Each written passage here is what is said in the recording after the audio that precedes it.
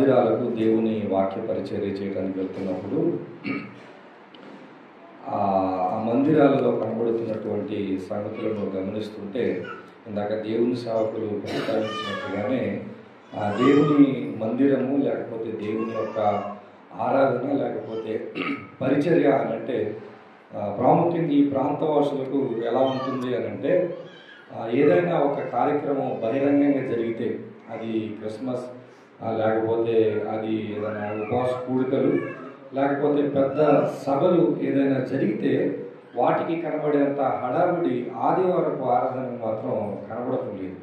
హడావుడి అనడం కంటే నా ఉద్దేశం ఏంటంటే దేవుని మందిరానికి లేదా దేవుని మందిరంలో జరిగే కార్యక్రమాలకు ఉండేంత ఆసక్తి ఈ రోజుల్లో బయట కార్యక్రమాలకు ఉంటున్నాయి కానీ మందిరాలలో జరుగుతున్న కార్యక్రమాలకు ఉండటం లేదు.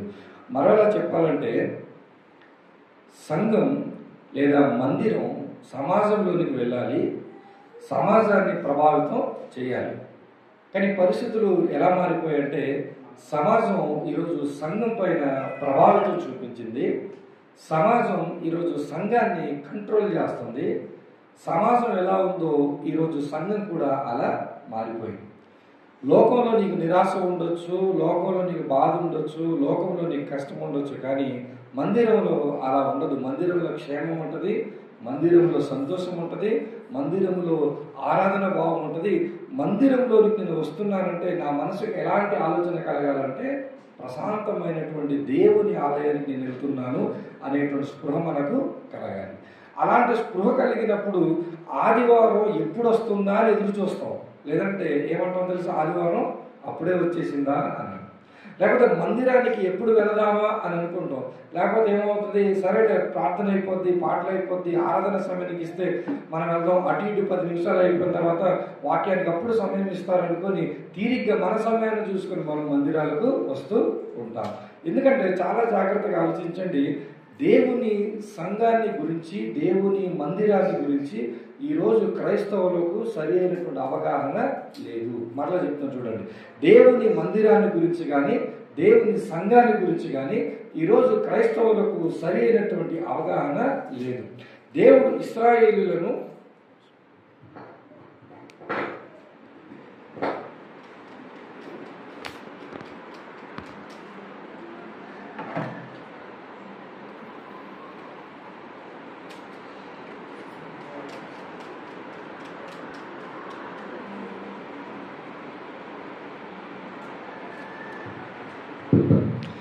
దేవుడు ఇశ్రాయేలీయులను ఐగుప్తు బానిసత్వంలో నుంచి బయటకు తీసుకొని వచ్చిన తర్వాత దేవుడు కానీ లేకపోతే దైవిక జనాంగంగా పిలువబడినటువంటి ఇశ్రాయేలీయులు కానీ ఎప్పుడు కూడా దేవునికి ఒక మందిరాన్ని నిర్మించాలన్న తలంపులో వారు లేరు.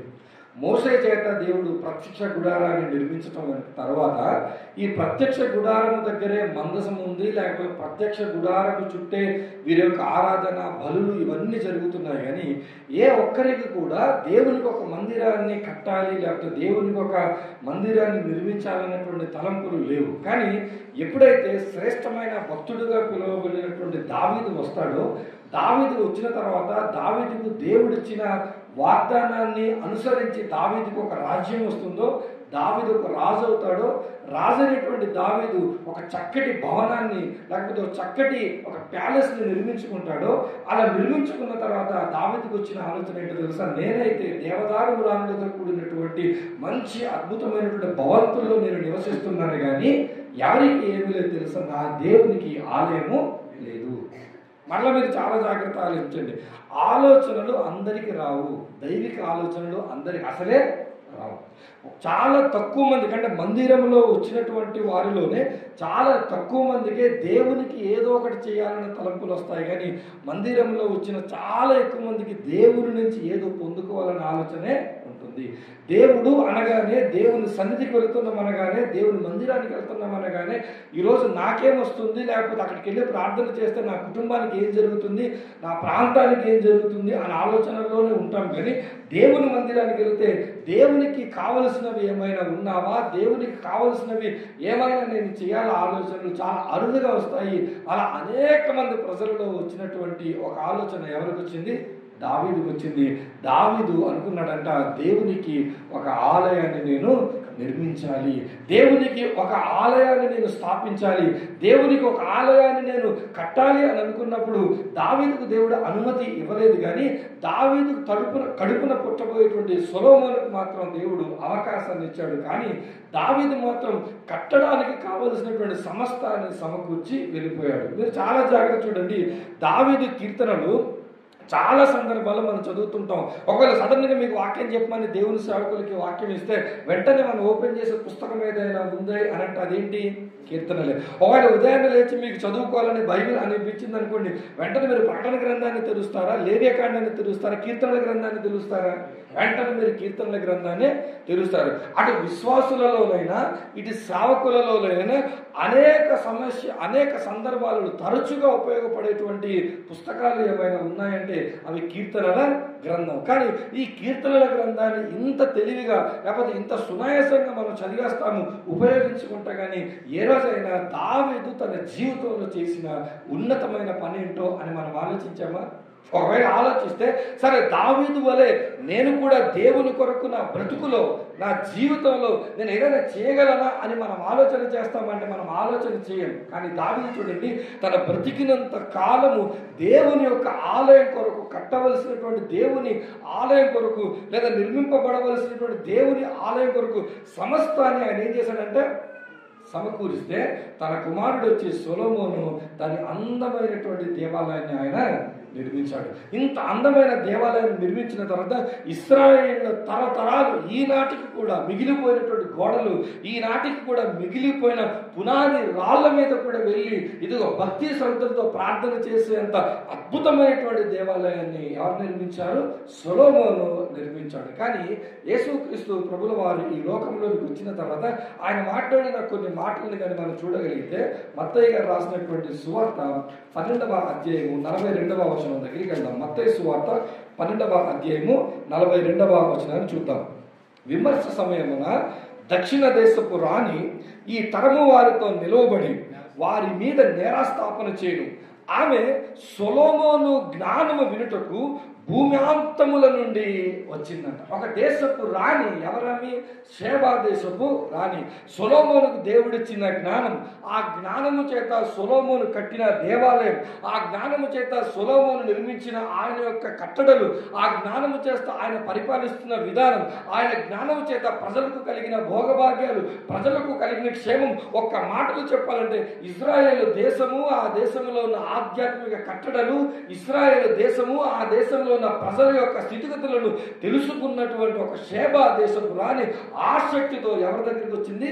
సొలొమోను దగ్గరికి వచ్చిందంట. అంటే ఒక మాటలు మీరు ఆలోచించండి, ఒక దేశపు రాణి చూడటానికి వచ్చిందంటే ఆ ఆలయము, ఆ ప్రాంతము, ఆ ప్రజలు, ఆ కట్టడలు, ఆ నిర్మాణ విధానము, ఆ నిర్మాణ విధానానికి ఉపయోగించినటువంటి సమస్తమైన వస్తువులు ఎంత ఆశ్చర్యకరంగా ఉండుంటాయి. అంత ఆశ్చర్యకరంగా ఉంది. కాబట్టి ఒక షేబా దేశపు రాణి వచ్చిందంట, విజిట్ చేయడానికి వచ్చిందంట. ఆ అద్భుతమైనటువంటి ఆలయాన్ని చూసి ఆశ్చర్యపోయి ఏం చేసింది తెలుసా? నేను విన్నది చాలా తక్కువ, కానీ నేను చూస్తుంది మాత్రం చాలా ఎక్కువ అని ఒక సర్టిఫికెట్ ఇచ్చి ఆమె వెళ్ళిపోయింది. ఇప్పుడు ప్రభువు వాటిని జ్ఞాపకం చేస్తున్నాడు, ఎప్పుడో చరిత్రను జ్ఞాపకం చేస్తున్నాడు. ఇశ్రాయేలు ప్రజలారా, మీ పితరుల కాలంలో మీకు ఒక రాజు ఉన్నాడు కదా, ఆ రాజు ఒక ఆలయాన్ని నిర్మించాడు కదా, ఆ ఆలయాన్ని నిర్మించిన తర్వాత షేబా దేశపు రాణి వచ్చింది కదా, ఇదిగో అంత సొలొమోను భక్తుడు, అంత గొప్పవాడని మీరు అనుకుంటారు కదా. అయితే మీకు ఒక మాట చెప్తాను, ఇదిగో సొలొమోను కంటే గొప్పవాడు ఇక్కడ ఉన్నాడు. సొలొమోను గొప్పతనాన్ని మీరు ఆ ఆలయాన్ని చూసి, మందిరాన్ని చూసి, సొలొమోను గొప్పతనాన్ని మీరు ఆయన యొక్క పరిపాలన విధానాన్ని చూసి, సొలొమోను యొక్క గొప్పతనాన్ని, ఆ ప్రజలను చూసి మీరు ఆశ్చర్యపోయి మా రాజు గొప్పవాడు, మా పితరుల్లో సొలొమోను అనేటువంటి ఒక రాజు ఉండేవాడని ఈనాటికి మీరు చరిత్ర గురించి మాట్లాడుతున్నారు కదా. ఆయన కంటే గొప్పవాడు ఎవరు? యేసుక్రీస్తు ప్రభు అనేటువంటి నేను ఇక్కడ ఉన్నాను. ఒక ఆలోచన చెప్పనివ్వండి, ఒక ఆలోచన ఆలోచించండి. ఆ యేసుక్రీస్తు పేరిట ఈరోజు మనం ఇక్కడ ఏం నిర్మించాం? మందిరాన్ని నిర్మించాం. ఆ యేసుక్రీస్తు పేరిట ఇక్కడ ఏం నడిపిస్తున్నాం? ఒక సంఘాన్ని నడిపిస్తున్నాం.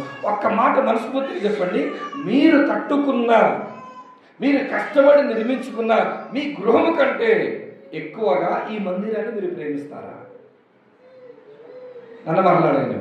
మీరు కష్టపడి కట్టుకున్న మీ గృహం 20 సంవత్సరాలు, 30 సంవత్సరాలు, లేకపోతే 20 లక్షలు, 30 లక్షలు మీరు కష్టపడి గృహాన్ని కట్టుకుంటారే, ఆ గృహాన్ని కంటే, నా ఇల్లు కంటే నా చర్చిని ఎక్కువ ప్రేమిస్తానండి, నా ఇల్లు కంటే నా మందిరం అంటే నాకు ఎక్కువ ఇష్టమండి, ఒకవేళ నాకు సమయం దొరికితే నేను తాళం తీసుకొని మందిరంలో కాసేపు కూర్చుంటానండి అని చెప్పి ఈ మందిరాన్ని ఎవరైనా ప్రేమిస్తారా? మీరే కాదు, క్రైస్తవులు అనబడిన ఇప్పుడు నేటి తరపు క్రైస్తవులు అనబడిన వారందరూ కూడా ఆదివారానికి మీకు ఒక భవనం కావాలి కాబట్టి ఈ భవనాన్ని మీరు నిర్మించుకున్నారు తప్ప దీని నుంచి మీకు ఎటువంటి ఎమోషనల్ బాండింగ్ కూడా ఉండదు, ఎటువంటి భావోద్వేగపరమైనటువంటి ఇది నా యేసుక్రీస్తు పేరిట నేను ప్రేమించిన, లేకపోతే నన్ను రక్షించిన, నేను సేవించిన నా రక్షకుడైనటువంటి ఆలయం ఇది, మందిరం ఇది, అక్కడికి నేను ఆరాధిస్తాను, అక్కడికి నేను స్తుతిస్తాను, అక్కడికి నేను వాక్యం వింటాను, అలాంటి మందిరం పైన నాకు మక్కువ ఉంది, అలాంటి మందిరం పైన నాకు ప్రేమ ఉంది, అలాంటి మందిరంలో నేను కూర్చుంటే నాకు చాలా సంతోషం కలుగుతుందనే భావన ఎవరికి లేదు. ఎందుకు తెలుసా? మీకు సొలొమోను గొప్పతనం తెలీదు, అంతకంటే ప్రాముఖ్యంగా యేసుక్రీస్తు ప్రభువు గొప్పతనం అసలే తెలుస్తాడు. సొలొమోను గొప్పతనమైన అంతో ఇంత మీద ఒకరు తెలిసేమో కానీ యేసు ప్రభు యొక్క ఔన్నత్యం, యేసు ప్రభు యొక్క గొప్పతనం, యేసు ప్రభు యొక్క స్థాయి మనకు తెలిస్తే ఈరోజు ఈ మాట మనం మాట్లాడము, ఈరోజు ఈ మాట మనం చెప్పలేము, నాకు నా ఇల్లు కంటే మందిరం గొప్పండి అనేటువంటి మాటను మనం చెప్పగానే నిజమేనండి అని మనం ఊపకుండా, లేదండి మనం మన ధైర్యంగా తలూపుతున్నామన్న దానికి కారణం తెలుసా? యేసు ప్రభు యొక్క గొప్పతనం మనకు తెలియదు. కానీ చూడండి, పాత నిబంధనలో మందిర వ్యవస్థ పోయిన తర్వాత నూతన నిబంధన పరిచర్య గురించి మాట్లాడుతున్నటువంటి గ్రంథకర్త హెబ్రీ పుస్తకంలో రాస్తున్నటువంటి మాటను మనం చూడగలిగితే, హెబ్రీ గ్రంథం, హెబ్రీలకు రాసినటువంటి పత్రిక 9వ అధ్యాయము 9వ వచనాన్ని చూద్దాం. హెబ్రీలకు రాసినటువంటి పత్రిక 9వ అధ్యాయము 9వ వచనం. ఆ గుడారము ప్రస్తుత కాలమునకు ఉపమానముగా ఉన్నది. ఈ ఉపమానార్థమును బట్టి మనస్సాక్షి విషయంలో ఆరాధకునికి సంపూర్ణ సిద్ధి కలుగజేయలేని అర్పణలను, బలులను అర్పించబడుతున్నవి. ఇవి దిద్దుబాటు జరుగు కాలం వరకు విధింపబడి అన్నపానములతోనూ నానా విధములైన ప్రక్షాళనములతోనూ సంబంధించిన శరీరాచారములు మాత్రమై. హెబ్రీ గ్రంథకర్త దేని గురించి చెప్తున్నాడు తెలుసా? ప్రత్యక్ష గుడారం గురించి చెప్తున్నాడు. ప్రత్యక్ష గుడారము ఎలాంటిదో, దానిలో జరుగుతున్న అర్పణలు, బలులు ఎలాంటివో, అక్కడున్న ఉపకరణాలు ఎలాంటివో దాని గురించి మాట్లాడి హెబ్రీ గ్రంథకర్త చెప్తున్న మాట తెలుసా? అవి కేవలం ఆచారాలు మాత్రమే. ఇంకొంచెం ముందుకు వచ్చి ఒకవేళ సొలొమోను కట్టిన దేవాలయం గురించి మనం ప్రస్తావించిన అది కూడా కేవలం ఎటువంటి తెలుసా? ఆచార సంబంధమైనవే. కానీ యేసుక్రీస్తు ప్రభువును ఆరాధించే విషయం, యేసుక్రీస్తు ప్రభువును స్తుతించే విషయం, యేసుక్రీస్తు పేరిట మనం కూడుకునేటువంటిది మాత్రం ఇది శరీర ఆచారము కాదు, ఇది ఆత్మ సంబంధమైనది. ఇక్కడ ఏదో శారీరకంగా వచ్చి నేను పాట పాడటం, శారీరకంగా వచ్చి నేను కానికోవటం, శారీరకంగా నేను వచ్చి అటెండెన్స్ ఇవ్వటం, శారీరకంగా నేను వచ్చి ఏదో పనులు చేయటం, అది కాదు దేవునికి కావాల్సింది. మరలా నేను చెప్పనివ్వండి, ఇదిగో మనం వచ్చి ఇక్కడ శరీర సంబంధమైన భక్తిని మనం చేయటం లేదు, శరీర సంబంధమైన భక్తిని బైబిల్ ప్రోత్సహించటం లేదు. ఇది ఎలాంటి భక్తి అంటే ఆత్మ సంబంధమైన భక్తి. నీకెందుకు నీ ఇంటికంటే చర్చి నీకు ఇష్టం లేదంటే, నీ ఇంటికి నీకు ఒక పర్సనల్ బాండింగ్ ఉంటుంది. నువ్వు ఊరంతా తిరిగి వచ్చినా ప్రశాంతంగా ఎక్కడ పడుకుంటావు? రోడ్డు మీద పడుకోలేవు కదా. నువ్వు ఎక్కడ పడుకుంటావు? నువ్వు కట్టుకున్న ఇంటి దగ్గరే ఉంటావు. ఇప్పుడు ఒక శారీరక సంబంధమైన బాండింగ్ ఉన్న నీ యొక్క ఇల్లే నీకు అంత ఇష్టమైనప్పుడు ఇది ఆత్మ సంబంధమైనది అంటున్నావే, ఈ ఆత్మ సంబంధమైన గృహముగా, దేవాలయంగా ఇది ఎంత ఇష్టపడి ఉండాలి మనం? దీన్ని ఎంత ఎక్కువగా ఇష్టపడాలి? కొరింథీయులకు రాసినటువంటి 2వ పత్రిక దగ్గరికి వెళ్దాం ఒకసారి. కొరింథీయులకు రాసినటువంటి 2వ పత్రిక 3వ అధ్యాయం 9వ వచనం చూద్దాం. కొరింథీయులకు రాసినటువంటి 2వ పత్రిక 3వ అధ్యాయం 9వ వచనం. శిక్షావిధికి కారణమైన పరిచర్యయే మహిమ గలదైతే నీతికి కారణమైన పరిచర్య ఎంతో అధికమైన మహిమ కలదగును. అత్యధికమైన మహిమ దీనికి ఉండటం వలన ఇంతకు మునుపు మహిమ కలదిగా చేయబడినది ఈ విషయంలో మహిమ లేనిదాయను, తగ్గిపోవునదే మహిమ గలదై ఉండినలా నిలుచున్నది మరి ఎక్కువ మహిమ గలదై ఉండును కదా.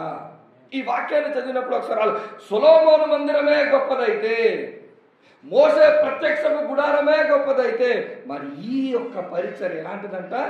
ఎక్కువ మహిమ కలిగిందంట. నీ ప్రత్యక్షపు గుడారము కంటే సంఘం ఎక్కువైనది, సొలొమోను కట్టిన దేవాలయం కంటే ఈ పరిచర్య ఎక్కువైనది.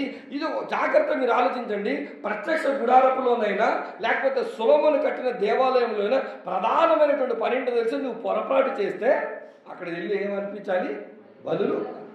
నువ్వు పొరపాటు చేస్తే అక్కడికి వెళ్ళి అర్పణలు అర్పించాలి.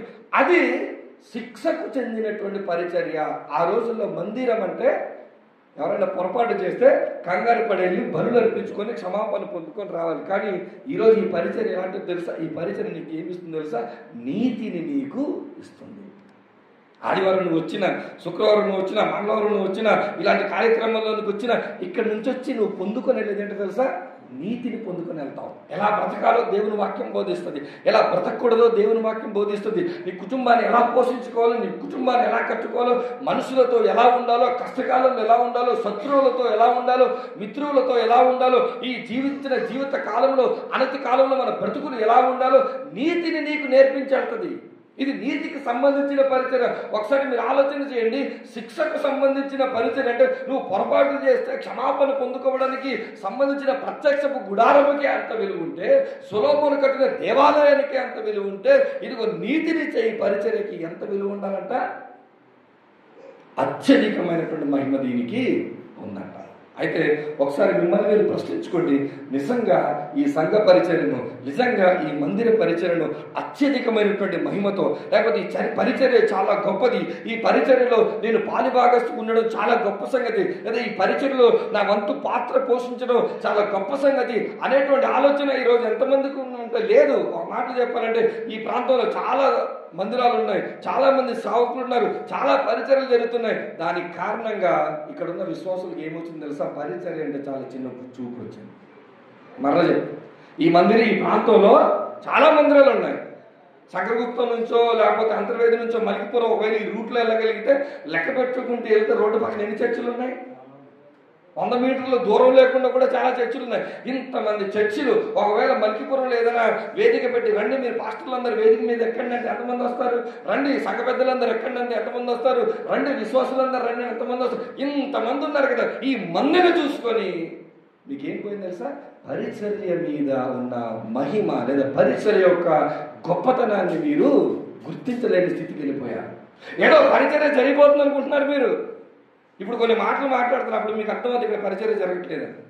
ఏదో జరిగిపోతుంది, సంఘాలు కట్టేస్తున్నాం, సేవకులు వచ్చేస్తున్నారు, సువార్థికులు నిలబడిపోతున్నారు, లేకపోతే ఇదిగో ఇంతమంది విశ్వాసులు వస్తున్నారు, ఒక క్రిస్మస్ పెడితే ఇంతమంది వస్తారు, ఇంటర్నేషనల్ సేవకులు ఇక్కడికి ఇంతమంది వస్తారు, అంతమంది వస్తారు, ఏదో అయిపోతుంది అనుకుంటున్నారు. జాగ్రత్తగా గమనించండి.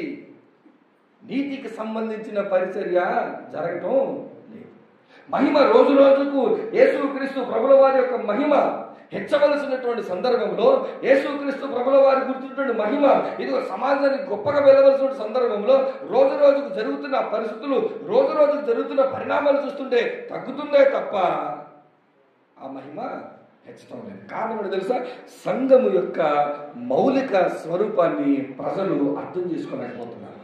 అసలు సంఘం అంటే ఏంటో అర్థం చేసుకోలేని పరిస్థితుల్లో వెళ్ళిపోయి, ఏదో 2 మాటలు తెలిస్తే అది సంఘం అనుకుని, 2 వాక్యాలు చెప్తే అది సంఘం అనుకుని, 2 పాటలు పాడితే అది సంఘం అనుకుని, 4 కూడుకుంటే అది సంఘం అనుకుని ఒక భావజాలంలోనికి వెళ్ళిపోయి అసలు దేవుడు తన సంఘాన్ని గురించి కలిగి ఉన్నటువంటి ప్రాముఖ్యమైన సంగతులను అర్థం చేసుకోకుండా, ఒకవేళ అర్థం చేసుకున్నా దాన్ని పాటించకుండా కాలాన్ని వెళ్ళబుస్తున్నాం. కాబట్టి ఈరోజు దేవుడు నీతో నాతో మాట్లాడుతున్న మాట తెలుసా? సొలొమోను కంటే గొప్పవాడు ఇక్కడ ఉన్నాడు. ఆ గొప్పవాని పేరిట మనం సంఘంగా ఇక్కడ ఉన్నాము, ఆ గొప్పవాని పేరిట మందిరంగా ఇక్కడ కట్టబడ్డాము. అయితే ఆ సంఘం యొక్క మౌలిక స్వరూపం నీకు తెలుసా? దాని యొక్క ప్రాథమిక విషయాలు నీకు తెలుసా? చాలా ప్రాథమిక సత్యాన్ని కూడా చెప్తాను. సంఘం అనగానే మీకు వెంటనే గుర్తొచ్చేది ఏంటి చెప్పండి? ఇక్కడ ఈ ప్రాంతంలో సంఘం ఉందని కానీ మీకు వెంటనే గుర్తొచ్చేది ఏం గుర్తొస్తుంది? చర్చి బిల్డింగ్ మాత్రమే గుర్తొస్తుంది. జాగ్రత్తగా గమనించండి. సంఘం అంటే మనం నిర్మించుకున్నటువంటి ఈ భవనం కానే కాదు. అది మొట్టమొదటి జ్ఞాపకం చేసుకో. అది అర్థం చేసుకోక చాలా మంది లక్షల రూపాయలు కేటాయించి పెద్ద పెద్ద భవనాలు కట్టడానికి, పెద్ద పెద్ద మందిరాలు కట్టడానికి, లేదా ప్రజల యొద్ద ఏదో మా చర్చి చాలా పెద్దదండి, ఈ డోర్ చూసారండి, ఈ యొక్క వుడ్ మేము ఎక్కడి నుంచి తీసుకొచ్చామో తెలుసా?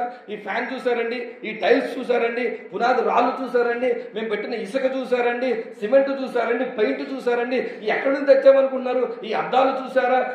ఈ యొక్క రూపం మీరు చూసారా? ఎక్కడి నుంచి మీరు తెచ్చామని శ్రమనంతటిని తీసుకెళ్లి దేని కొరకు పనంగా పెడుతున్నారు తెలుసా? భవనాన్ని అందంగా నిర్మించడానికి పెడుతున్నారు. శ్రమనంతటిని తీసుకెళ్లి భవనాన్ని ఇదో గొప్పగా చూపించడానికి పెడుతున్నారు. బట్ ప్రతి క్రైస్తవుడు అర్థం చేసుకోవాల్సిన ప్రాముఖ్యమైన సత్యం ఏంటి తెలుసా? సంఘం అంటే అది భవనం కానే కాదు. భవనం యొక్క ఆలయం యొక్క పరిస్థితి యేసుక్రీస్తు రాకుండా ముందు ఒక మాట చెప్తారు, సొలొమోను కంటే గొప్ప మందిరం ఎవడని కట్టగలరా? సొలొమోను కంటే గొప్ప మందిరం కట్టగలరా? ఆ మందిరాన్ని దేవుడు పక్కన పెట్టేశాడు. ఆ ఆలయాన్ని దేవుడు పక్కన పెట్టేశాడు. ఆ ఆలయాన్ని దేవుడు పక్కన పెట్టినప్పుడు జాగ్రత్తగా గమనించండి, అంత అద్భుతమైన ఆలయాన్ని పక్కన పెడితే దానికంటే ప్రాముఖ్యమైనది ఏదో వస్తేనే దీని విలువ తగ్గాలి.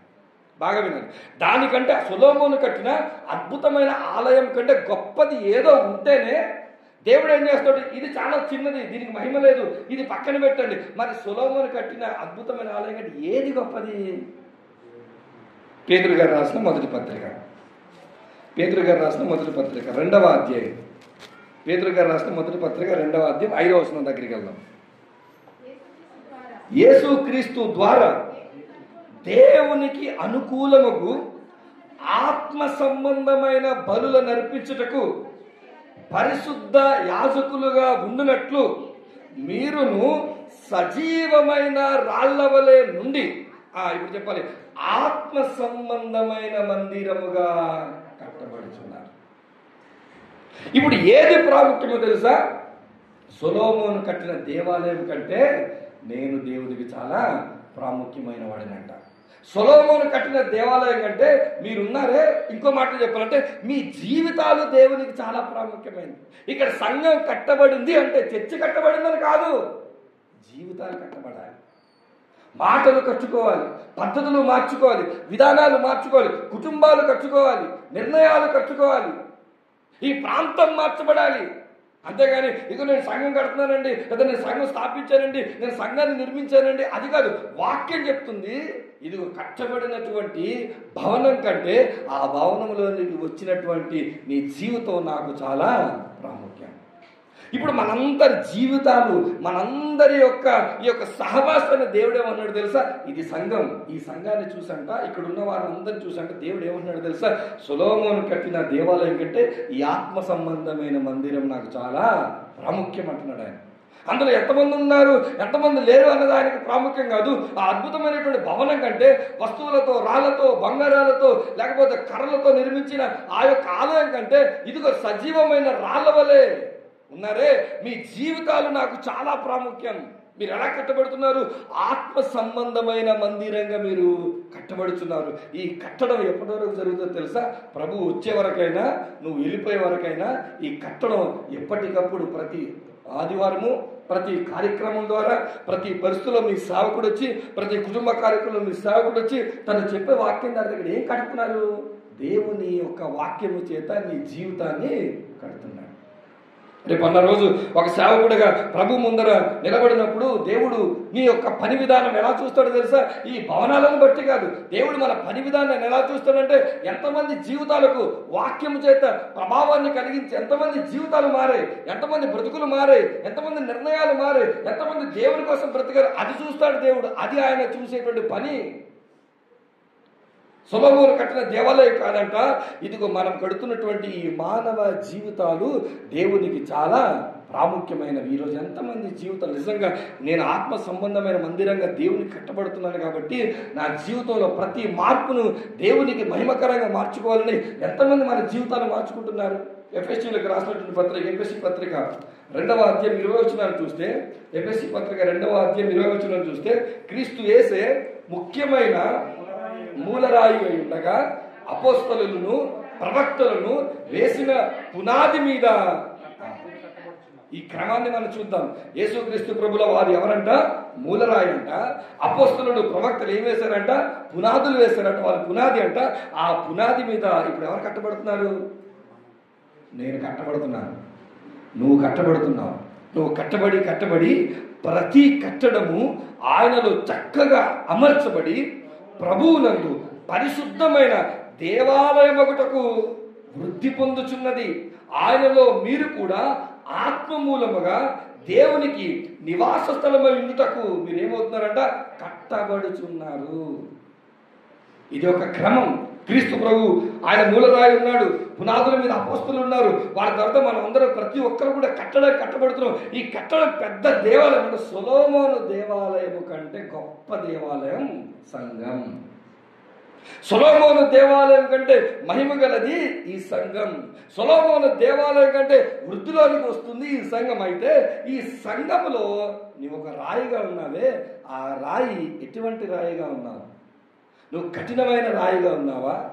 ఆ రాయి ఎటువంటి రాయిగా ఉంది? దేవునికి అనుకూలమైనటువంటి రాయిగా ఉందా?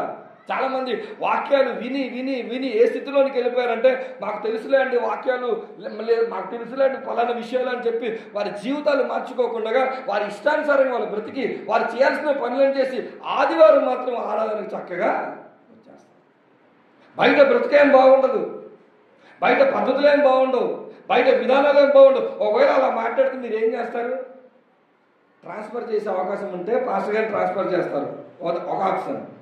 లేదు ఇంకో చర్చికి వెళ్ళిపోవాలనుకుంటే ఆటో కట్టించుకొని ఇంకో చర్చికి వెళ్ళిపోతారు, రెండో ఆప్షన్. లేదు నాకెందుకు ఈ బాధ అంటే ఫోన్లో లైవ్ ఓపెన్ చేసుకొని ఆదివారం లైవ్లో వస్తుంటాయి కదా, అది చూసుకొని ప్రార్థన చేసుకొని ఫోన్పేలో వాట్సాప్లో మీరు డబ్బులు పంపించేస్తారు, ఇది మూడో ఆప్షన్. ఈ మారుస్తారు కానీ మీ జీవితాలు మార్చుకుంటారా? అమ్మా మేము అబ్బాయి తప్పు చేస్తున్నాడు అంటే ఏమంటావు? మా అబ్బాయి అంటే వాళ్ళ అబ్బాయి కూడా తాగుతున్నాడు.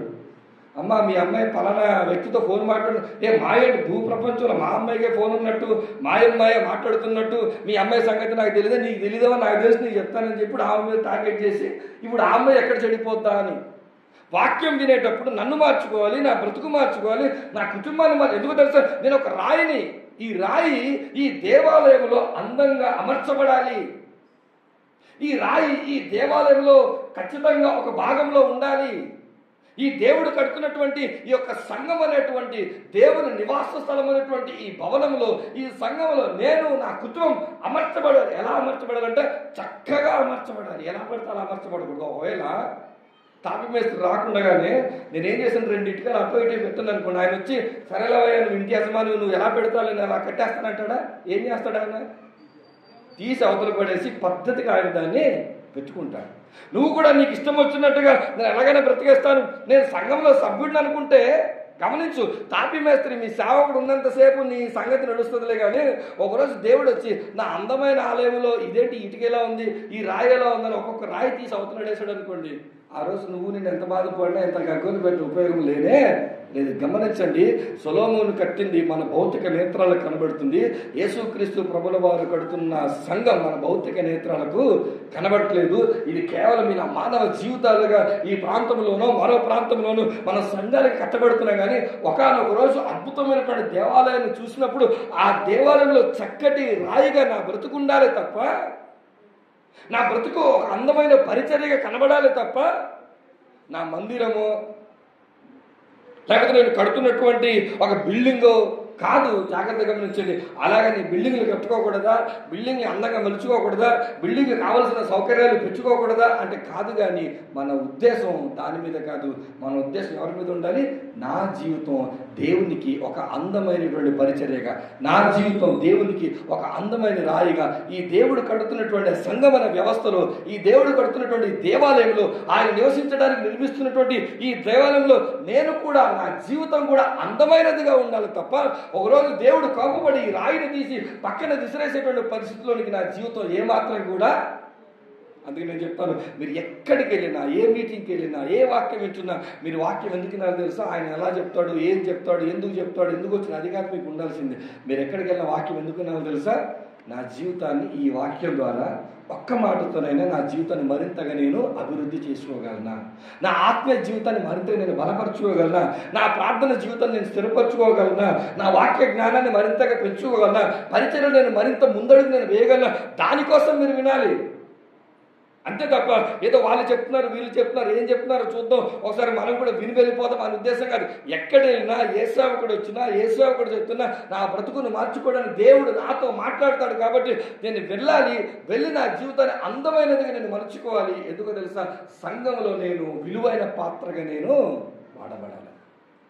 మరొక సంగతి నేను జ్ఞాపకం చేస్తాను చూడండి. సంఘం ఈరోజు ఏ పరిస్థితుల్లో ఉంది అని అంటే, సంఘం తన పనులు తను చేసుకునేటువంటి పరిస్థితుల్లోనే. ఒక సేవకుడు మనస్ఫూర్తిగా సువార్త ప్రకటించి మీ జీవితాలు కట్టడానికి సేవకు సమర్పించుకొని వస్తాడు. ఇప్పుడు ఆ సేవకుడిని మీరు ఎలా ఉపయోగిస్తారు తెలుసా?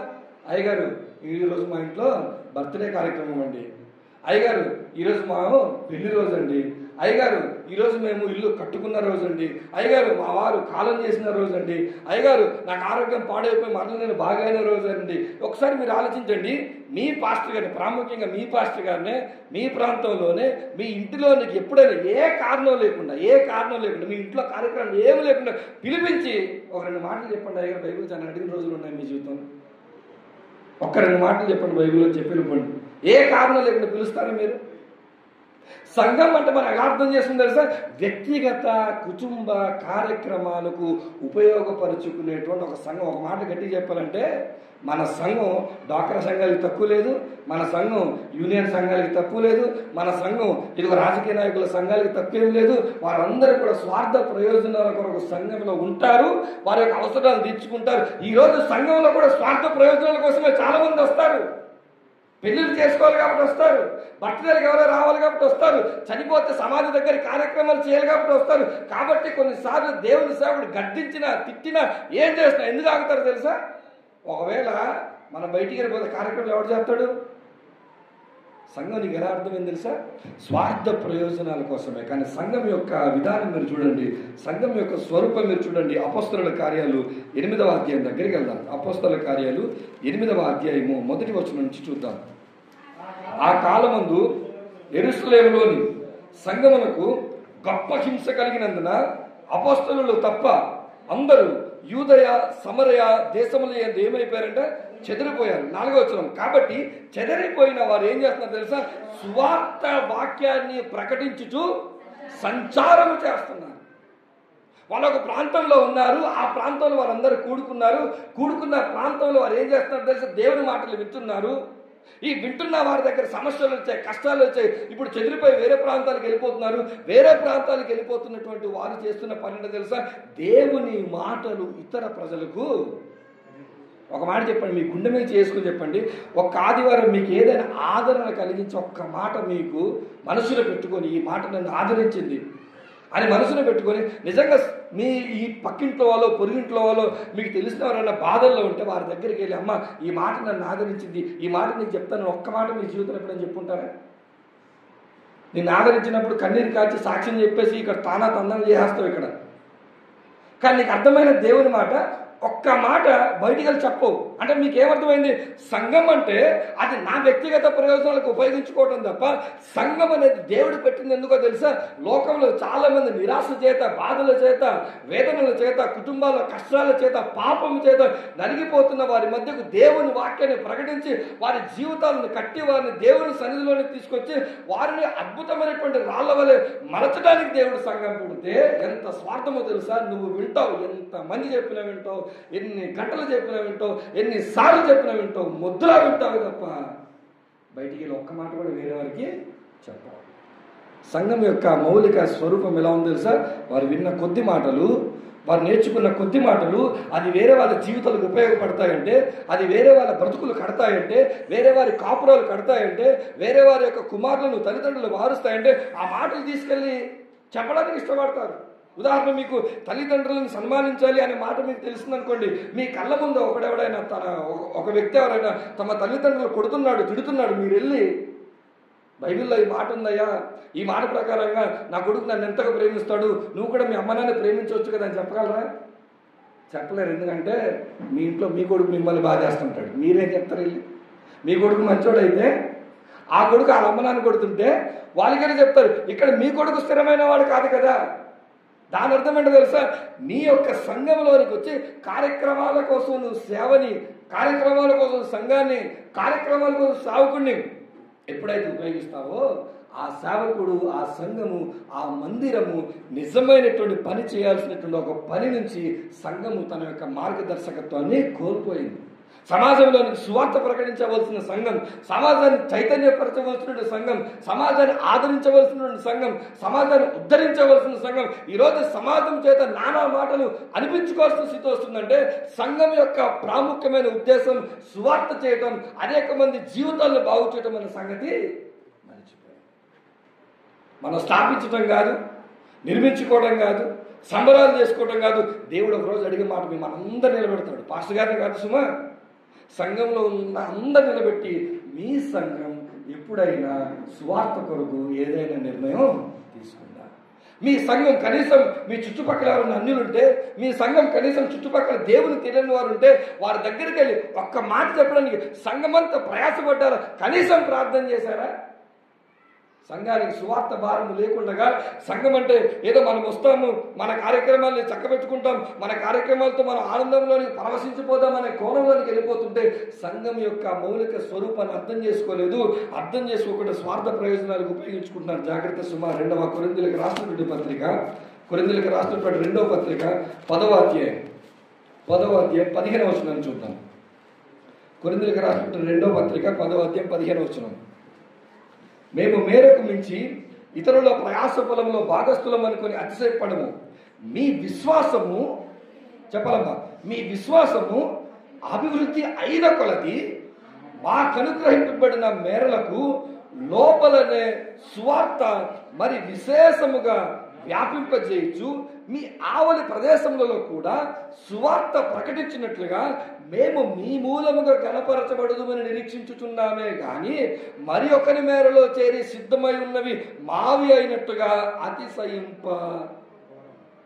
కొరింథు సంఘంతో పౌలు భక్తుడు మాట్లాడుతున్న మాట ఏంటి తెలుసా? కొరింథులారా, సంఘం స్థాపించుకున్నామని, సంఘాన్ని నడిపిస్తున్నామని, సంఘం కొనసాగిస్తున్నామని ఆనందపడకండి. మీ విశ్వాసము అభివృద్ధి చెందకొంది మీరు నేను కలిసి చేయాల్సిన పని తెలుసా? ఈ లోపల ఇంకా సువార్త చేయాలి. మీ ప్రాంతంలో ఇంకా సువార్త చేయాలి. ఇప్పుడు నన్ను చెప్పనివ్వండి, మీ ప్రాంతంలో సువార్త అవసరమా అంటే మీరు ఏమంటారు? మీ ప్రాంతంలో సువార్త అవసరమా అంటే మీరు ఏమంటారు? అవసరం అంటారు, లేదంటారా? మాట్లాడితే భోజనాలు పెడతాం, లేకపోతే మొత్తం తీసుకెళ్ళిపోతాను. మీ ప్రాంతంలో సువార్త అవసరమా లేదా? చాలా మటుకు ఏమనుకుంటారు మీరు, ఇన్ని చర్చలు ఉండడం వల్ల సువార్త ఎందుకంటే అంటారా లేదా?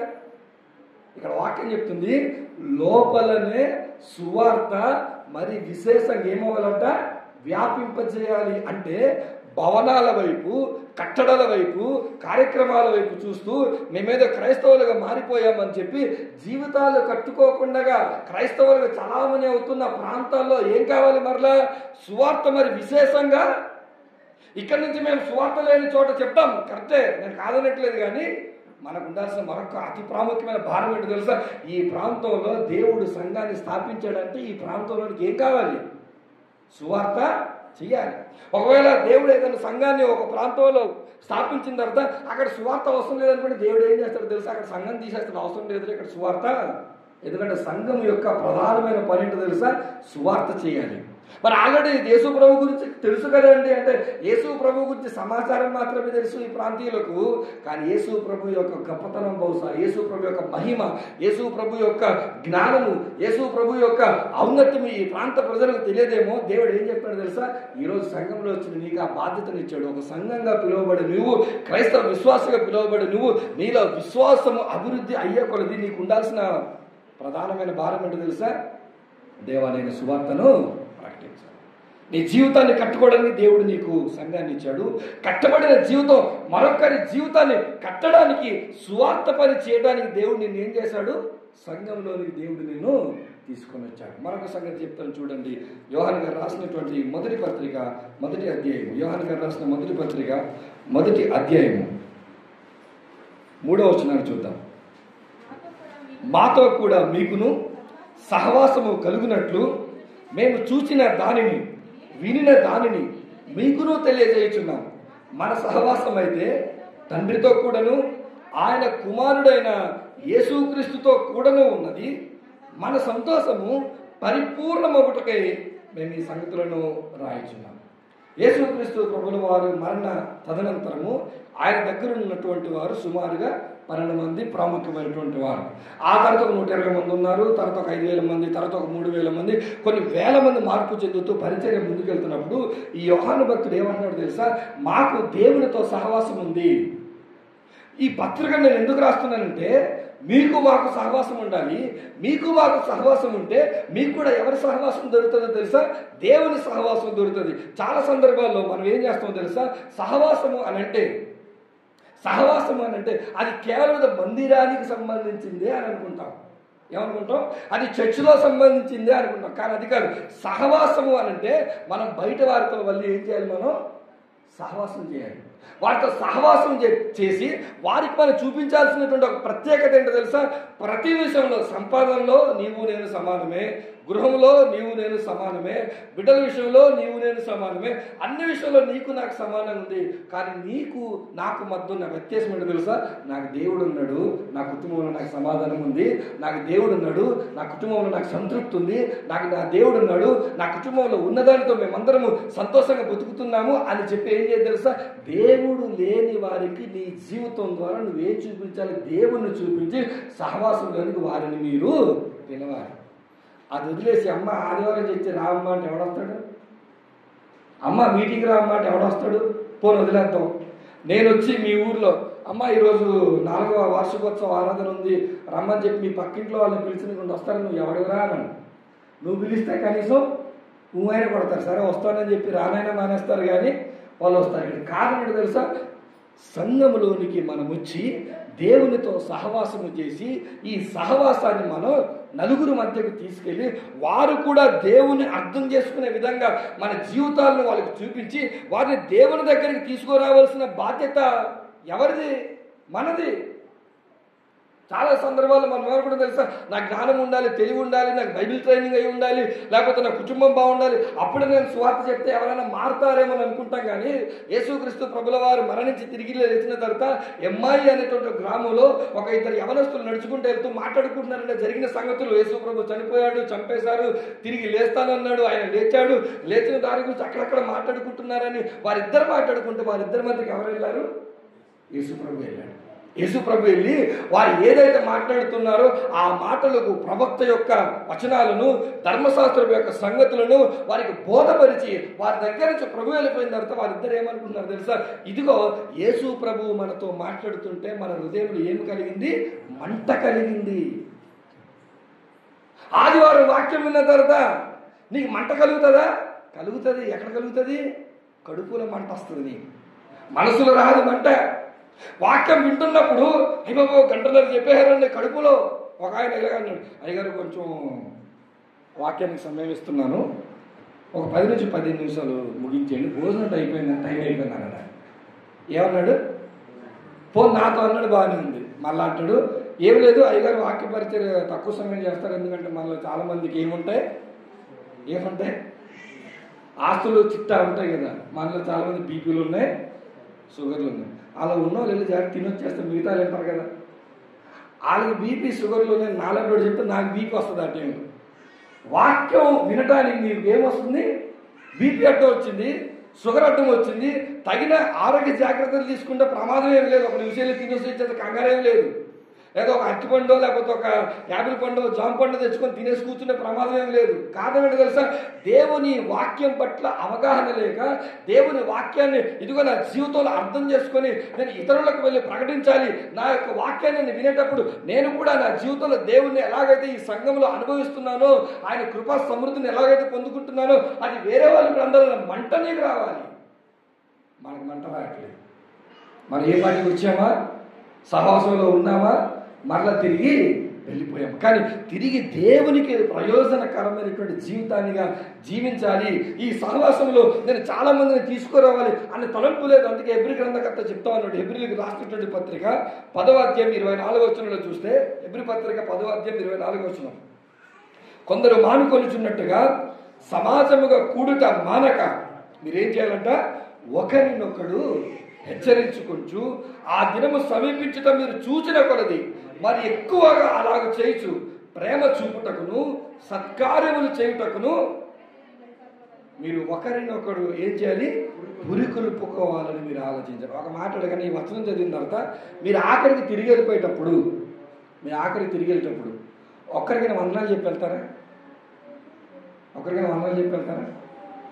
అలవాటు లేదు.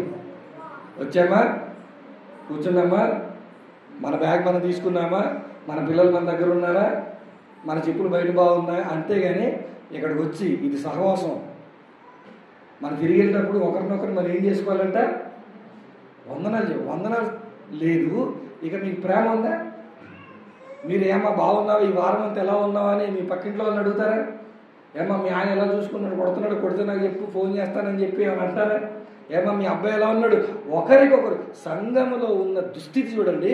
ఒకరి కుటుంబాలను ఒకరు పరామర్శించుకోలేనంత దౌర్భాగ్య స్థితిలో ఉన్నప్పుడు ఒకరి మీద ప్రేమ నీకు సంఘంలో పుట్టినప్పుడు ఇంక ఇదే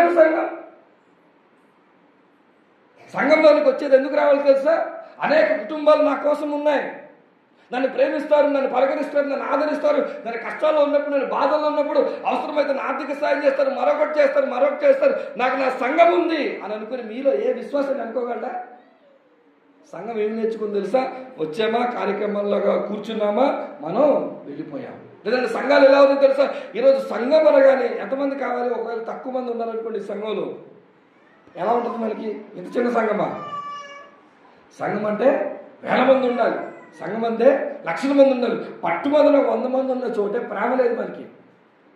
ఇంక 5,000 మంది, 10,000 మంది, 1,00,000 మంది ఉన్న సంఘాలు ఇంకా చెప్పుకోవాల్సిన అవసరం లేదు. అవి అటెండెన్స్ సంఘాలు తప్ప ఆ సంఘాలు ఏమాత్రం కూడా ఆత్మీయత మనకు సమయం సమీపించకూడదంట. మనం ఏం చేయాలంటే తెలుసా? ఒకరినొకరు హెచ్చరించుకోవాలంట. ఈరోజు ఈ వాక్యం నాకు అర్థమైంది, ఈ మాట నాకు అర్థమైంది, నా జీవితం నేను మార్చుకుంటే నీకేమర్థమైందని అడిగారా? ఈరోజు ఈ మాట నన్ను ఆదరించింది, ఈ వాక్యంలో నీకేం అర్థమైందని ఎప్పుడైనా అడిగారా? వందనాలు చెప్పుకోలేని మొహాలు మరి. ఇంకా వాక్యాల దాకా, ఇంకా ఆశీర్వాదాల దాకా, ఇంకా ప్రేమ దాకా, నీకేమైనా అవసరం ఉందో చెప్పు, నా వంతు నేను సహాయం చేస్తాను అనేదాకా. ఒక మాటలు చెప్పాలంటే మెకానికల్గా వచ్చి బస్ స్టాండ్కి వెళ్ళి బస్సు కోసం ఎదురు చూసి నా బస్సు ఎక్కి నేను ఆగిపోతాను, సంఘాలకు వచ్చి మీ పని చూసుకొని మీరు, అది సంఘం అవుతుందా? అది నీకు అర్థమైన సంఘమా? ఇది సొలొమోను కంటే గొప్పదైన సంఘమా? సొలొమోను కంటే గొప్పదైన సంఘం ఎప్పుడు వస్తుందో తెలుసా? సొలొమోను కంటే గొప్ప మహిమ సంఘానికి ఎప్పుడు వస్తుందో తెలుసా? నీ జీవితం కట్టబడినప్పుడు, కట్టబడిన నీ జీవితం, అందమైన నీ జీవితం ద్వారా ఇంకొకరి జీవితాన్ని ప్రభావితం చేసినప్పుడు, ఆ ప్రభావితం చేసినటువంటి ఆ యొక్క వ్యక్తి మందిరంలోనికి వచ్చిన తర్వాత వారిని ప్రేమ చూపించినప్పుడు. రీసెంట్గా ఒక క్రైస్తవ సమాజం మీద ఒక సర్వే వచ్చింది. ఈ సర్వేలో చాలా మంది మందిరాలు మానేయడానికి గల కారణం ఏంటో తెలుసా? ఎప్పటి నుంచో పాతుకుపోయి ఉంటారు కొంతమంది విశ్వాసులు, 20 సంవత్సరాలు 30 సంవత్సరాల నుంచి అంట వాళ్ళు ఉంటారు సంఘాలు. ఒకడు కొత్తగా మందిరంలోనికి వస్తాడు, కనీసం వాడిని పట్టించుకోరంట. అర్థమైందా మీకు? 20 సంవత్సరాలు వచ్చి అదే పంత, మొదటి సంవత్సరం వచ్చినప్పుడు అదే పంత. కానీ అయ్యా నేను 20 సంవత్సరాల నుంచి మందిరంలో ఉన్నాను, మరి నువ్వు మొదటి సంవత్సరం వచ్చావని చెప్పి అతన్ని కూర్చోబెట్టి అతన్ని ప్రేమతో మాట్లాడి అతనికి కావలసిన ఏమైనా సహాయాన్ని చేసే ఆ పరిస్థితి లేదు. గొప్ప సంగతి ఏంటో తెలుసా? అందరు మీరు బంధువులే, మళ్ళీ అందరు బంధువులే. ఈ బంధుత్వాలన్నీ ఎక్కడ చూపించుకుంటారు? బయట చూపిస్తారు, మందిరంలో మీరు చూపించరు. అందుకే మందిరం మీకు ఎలా మారిపోయిందంటే ఏదో వచ్చి వెళ్ళిపోయే సహవాసంలో మారింది తప్ప ఇక్కడ ప్రేమ ఉంటుంది, ఇక్కడ ఆదరణ ఉంటుంది, ఇక్కడ హెచ్చరిక ఉంటుంది. ఇక్కడ నేను వెళ్ళిన తర్వాత బలపరచబడతాను, ఇక్కడ నేను వెళ్ళడానికి ఇష్టపడతాను, మందిరంలోనికి వెళ్ళాలన్న తలంపు ఏమాత్రం కూడా మనకు లేనే. కొలస్సీలకు రాసినటువంటి పత్రిక 1వ అధ్యాయము 24వ వచనాన్ని చూద్దాం. కొలస్సీ పత్రిక 1వ అధ్యాయము 24వ వచనాన్ని చూద్దాం.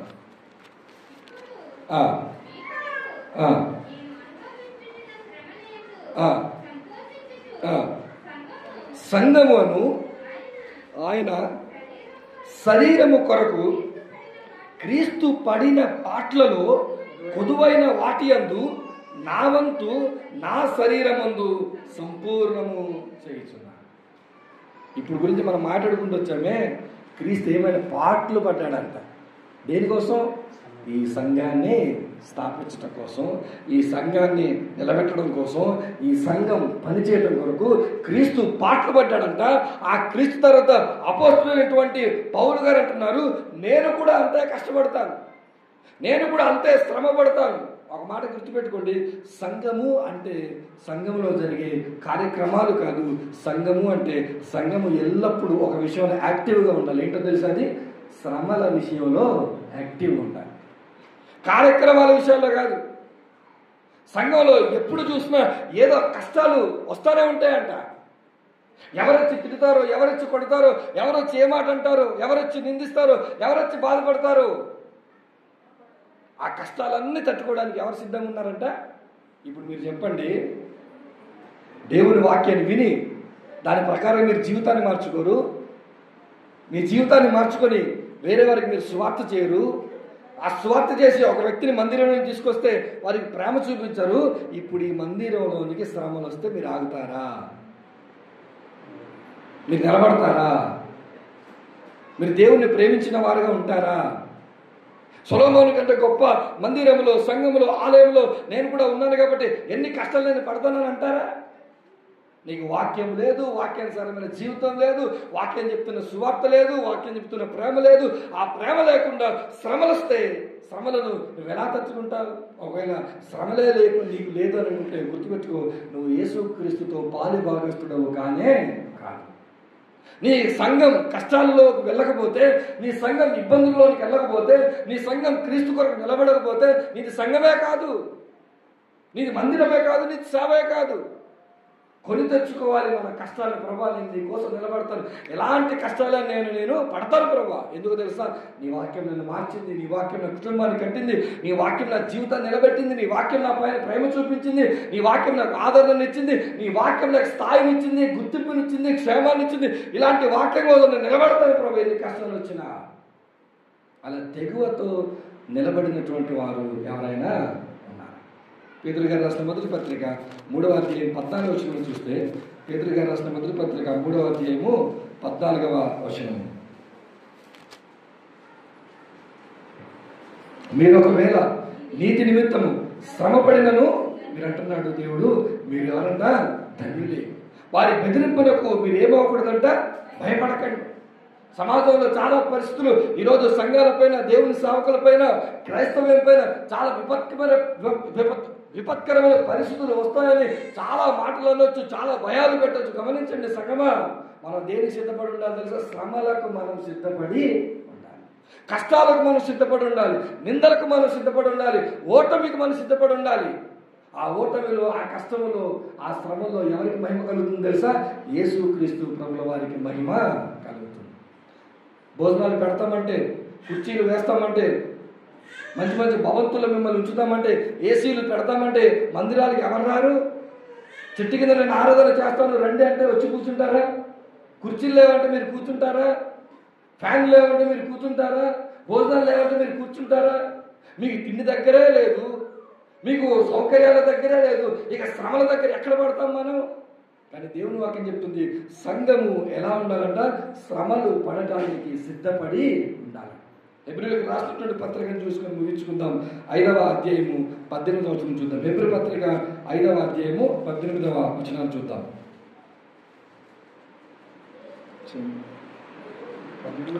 13-14 చూద్దాం. 13-14.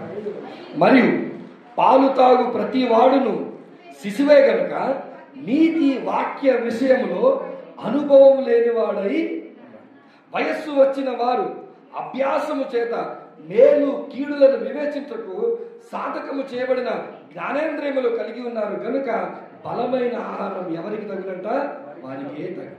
గమనించండి, దేవుడు ఒకవేళ మీకు కష్టాలు ఇవ్వలేదు, దేవుడు ఒకవేళ మీకు నష్టాలు ఇవ్వలేదు, దేవుడు ఒకవేళ మీకు ఇబ్బందులు పెట్టలేదంటే ఇంకా మీ సంఘం మీరు ఎవరు తెలుసా? శిశువులు మాత్రమే. ఏ సంఘం అయితే మేము శ్రమల గుండా వెళ్తున్నామండి, ఏ సేవకుడు అయితే మేము శ్రమల గుండా వెళ్తున్నామండి, ఏ విశ్వాసం అయితే మేము క్రీస్తు పక్షాన శ్రమలు పడుతున్నామండి అంటారో వారు ఎవరంట? బలమైన ఆహారముకు తగిన వారు, వారు పెద్దవారు. ఈరోజు మిమ్మల్ని మీరు ప్రశ్నించుకోండి, మీరు ఎంత మేరకు దేవుని కోసం కష్టాలు పడుతున్నారు?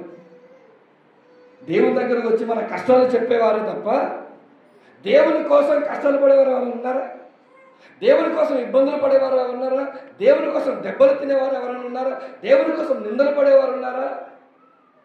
గమనించండి, మొదటి శతాబ్దపు సంఘం నామరూపాలు లేని సంఘం. ఒక మాటలు చెప్పాలి, వాళ్ళకి ఒక భవనం ఉండేది కాదు, వాళ్ళకి ఒక ప్రత్యేకమైన సేవకుడు ఉండేవాడు కాదు.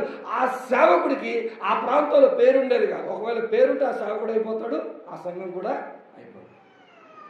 ఎక్కడెక్కడో ఇంటి దగ్గర కూడుకునేవారు, యూదుల సమాజ మందిరాల్లో కూడుకునేవారు, ఎక్కడో వీధుల దగ్గర కూడుకునేవారు, బీచ్ల దగ్గర కూడుకునేవారు, పర్వతాల దగ్గర కూడుకునేవారు, సొరంగాల దగ్గర కూడుకునేవారు, రహస్య ప్రదేశాల్లో కూడుకునే వాళ్ళు ఏం చేసేవారు తెలుసా?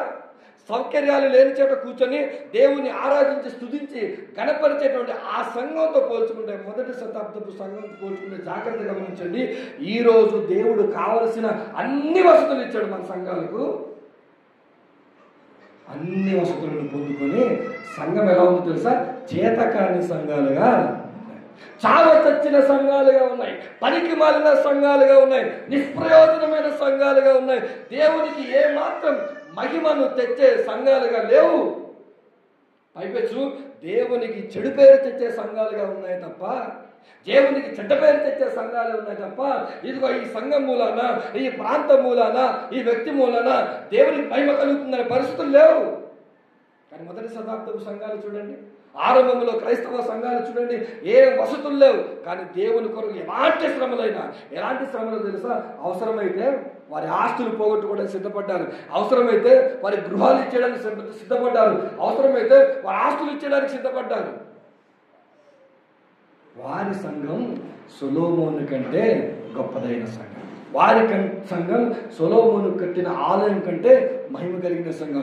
ఈ సంఘానికి ప్రాముఖ్యంగా ఈ ప్రాంతంలో ఈ సంఘానికి మహిమ కలగాలంటే ఈ సంఘం నిజంగా వాక్యం చెప్పిన రీతిగా ఎఫెసీయులకు రాసినటువంటి పత్రిక 3వ అధ్యాయంలో, ఎఫెసీయులకు రాసినటువంటి పత్రిక 3వ అధ్యాయము 21వ వచనంలో ఉన్న మాటను చూస్తే మనలో కార్యసాధకమైన తన శక్తి చొప్పున మనము అడుగు వాటన్నిటికంటేను ఊహించు వాటన్నిటికంటేను అత్యధికముగా చేయ శక్తి గల దేవునికి క్రీస్తు యేసు మూలముగా సంఘములో తరతరములు సదాకాలము ఏం కలగాలంట? మహిమ కలుగును. ఈ సంఘం మహిమపరచబడాలని గమనించండి. ఈ సంఘం ద్వారా దేవునికి మహిమ రావాలన్నా మీరు ఎలా మారాలో తెలుసా? దేవుని వాక్యాన్ని విని ఆ వాక్యానుసారంగా మీ జీవితాలను మీరు కట్టుకోవాలి. కట్టబడిన మీ జీవితాలు సువార్త కొరకు మీరు ఎలా ఉండాలో తెలుసా? సిద్ధంగా ఉండాలి. సిద్ధపడి సువార్త ప్రకటించిన మీరు అలా వెళ్ళి అలా సువార్తలు ప్రకటించుకుంటూ వచ్చేయటం కాదు, కనీసం ఒక్కరినైనా మందిరానికి తీసుకొని రాగలిగేటువంటి స్థాయి మీకు నాకు మరల చెప్తాను. కనీసం ఒక్కరినైనా. మొదటి శతాబ్దంలో సంఘాలు వర్ధిల్లాయి అభివృద్ధి చెందాయంటే కారణం ఏంటో తెలుసా? వాక్యం విన్నవారు సమాజంలోకి వెళ్ళి సైలెంట్గా ఉండేవారు కాదు. ఈరోజు మీరందరూ వాక్యాలు వింటారు కానీ సమాజంలోనికి వెళ్ళి వాక్యం తప్ప అన్నీ మాట్లాడతారు. వాక్యం తప్ప సినిమాలు మాట్లాడలేరా, రాజకీయాలు మాట్లాడలేరా, చీరల గురించి మాట్లాడలేరా, కార్ల గురించి మాట్లాడలేరా, ఎంతసేపలు మాట్లాడతారు. కానీ దేవుని మాటలు మీరు మరలేదు. ఒక సంఘంలో దేవుడు నిన్ను తీసుకొని వచ్చాడంటే ఆ సంఘంలోనికి ఖచ్చితంగా కష్టపడి ఒక్క ఆత్మనైనా నువ్వు నడిపించి ఆ ఆత్మకు మందిరంలోనికి వచ్చిన తర్వాత ఏ రుచి చూపించాలి తెలుసా? ప్రేమను రుచి చూపించాలి, ఆత్మకు ఆదరణను రుచి చూపించాలి, ఆత్మకు దేవుని రుచి చూపించాలి. ఆ ఆత్మను మీరు బలపరిచి దేవుని ప్రేమను చూపించిన వారుగా ఉంటే ఈ పని మీరు చేస్తుంటే దేవుడు మీరు శిశువులు కాదు, మీరు బలమైన వారు అని శ్రమలు మీ జీవితంలో దేవుడు అనుమతిస్తే ఆ శ్రమల్లో మీరు నిలబెడితే అప్పుడు దేవుడు చెప్తాడు, ఈ సంఘం మహిమగల సంఘం, ఈ సంఘం నన్ను మహిమపరిచిన సంఘం. నువ్వు పాడే పాట యథార్థమైన మనసుతో కాకుండా, నువ్వు చెప్పే వాక్యం యథార్థమైన మనసుతో కాకుండా, నువ్వు ఇచ్చే కానుక యథార్థమైన మనసుతో కాకుండా అది ఇచ్చేసి కార్యక్రమాలు చేసేసి బెలూన్లు కట్టేసి భోజనాలు పెట్టేసి సందడి చేసేసి దేవునికి మహిమ అంటే రాదు. దేవునికి మహిమ నీ నోటి ద్వారా వచ్చే మహిమ కాదు. ఒకవేళ దేవునికి మహిమ నోటి ద్వారా కోరుకుంటే నువ్వు రాయగలవు కీర్తనలు, నువ్వు పాడగలవు ఇశ్రాయేలు పాడినట్టు, నువ్వు స్తుతి చెల్లించగలవు ఇశ్రాయేలు స్తుతి చెల్లించినట్టు, తంబూర సితార నాదాలు అవన్నీ పక్కన పెట్టేసాడు దేవుడు. పాత నిబంధనలు అన్ని పక్కన పెట్టేసి నీ జీవితం ద్వారా నన్ను ఆరాధించు అయ్యా, నీ బ్రతుకు ద్వారా నన్ను ఆరాధించు, నువ్వు చేసే పని ద్వారా నన్ను ఆరాధించు, నువ్వు చూపించే ప్రేమ ద్వారా నన్ను ఆరాధించు. అప్పుడు ఈ సంఘానికి ఏమొస్తుంది తెలుసా? మహిమ వస్తుంది. ఈ సంఘం క్రీస్తును మహిమపరిచే సంఘముగా ఉంటుంది. అప్పుడు మీరు ఆలోచించండి, సొలొమోను దేవాలయం కంటే ఈ చిన్న సంఘం చాలా మహిమ కలిగింది. సొలొమోను దేవాలయంలో జరిగిన ఆరాధన కంటే ఈ చిన్న సంఘంలో చేసిన ఆరాధన దేవునికి మహిమను తెచ్చింది.